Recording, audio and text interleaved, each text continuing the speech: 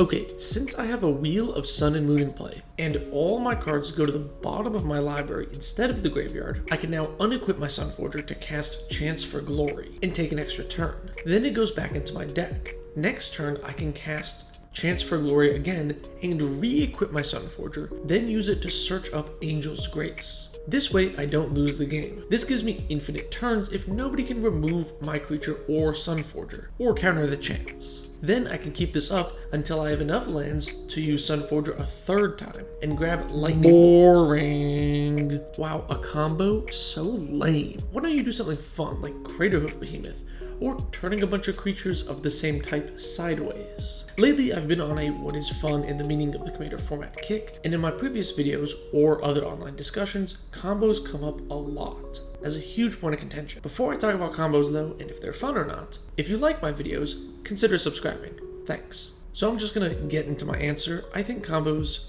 are really fun. And I want to clarify that I'm talking about combos as finishers when all decks are at the same power level. If someone uses fast mana and tutors to go for a very early combo that nobody can handle, that's a power imbalance, not an issue with combos.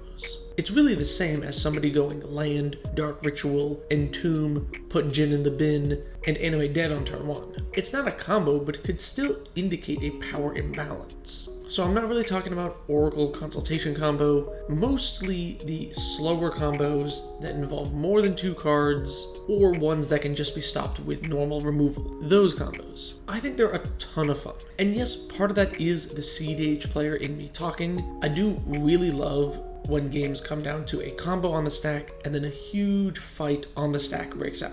Counter spells, redirection spells, card draw, all in response to a win. The stack might have 6 or more spells and abilities on it, and sometimes more than one person trying to win. I think complicated and intricate stacks are very fun, but that's my CDH side tangent there. In casual games, I still think combos are fun. Here's why. I feel like without combo, green creature decks would steamroll everybody, even more than they kind of already do.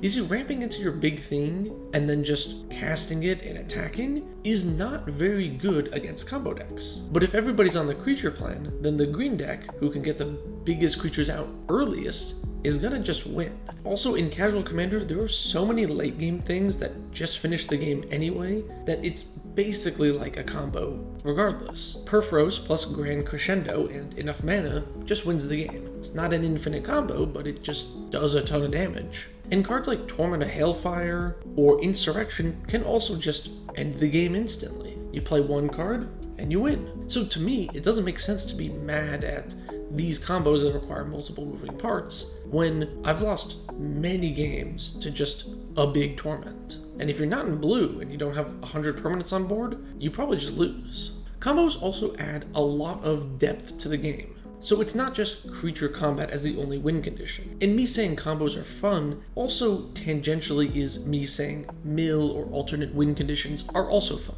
A lot of new players especially get salty at combos, mill, or alternate win conditions. You're playing a game normally and then somebody plays Felidar Guardian and suddenly that's it, they win. But if the game was just creature combat, it would be a lot less fun. There'd be such fewer avenues for you to actually win the game. So this adds more dynamic ways for a Commander game to end, because you don't want to have your Commander games end the same way every single time. Now, you might have heard that and immediately thought to yourself, well, that's why you don't like combos. They make the game end the same way every time, supposedly.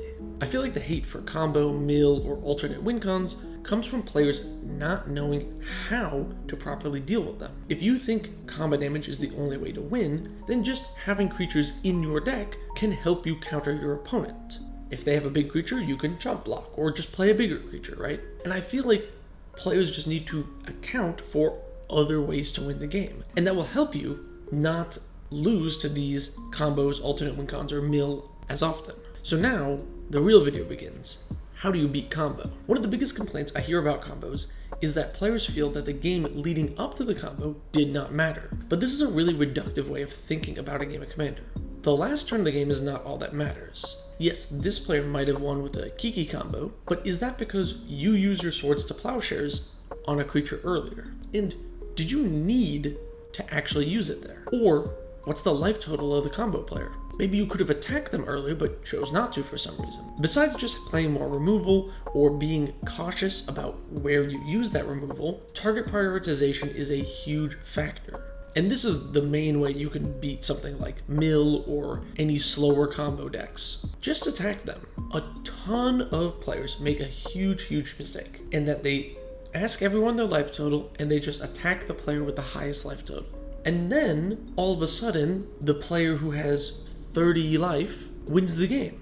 This is part of the classic, oh, combos come out of nowhere and win the game issue. Another common complaint. Players will watch someone cast a tutor, and then a cantrip, and then a draw spell, and then another cantrip, and wonder how they lost. A lot of times players just attack those who have attacked them or removed their things. But that's not all there is. If you just attack the player with the highest life total, you're not actually focusing down who is going to be the threat in the late game. If you see a Phoenix player, you probably need to just attack them, because once they get their engine online, you're probably toast. People usually don't realize that it's too late until it is. So before you tell your friend who's playing some storm deck to take apart their deck, try being more cautious about your removal. Try playing a little bit more. Pay more attention to what your opponents have in hand. Did they just draw a bunch of cards? Did they just tutor for something? What are they doing? Your opponent is often never just drawing cards randomly. They probably have a game plan.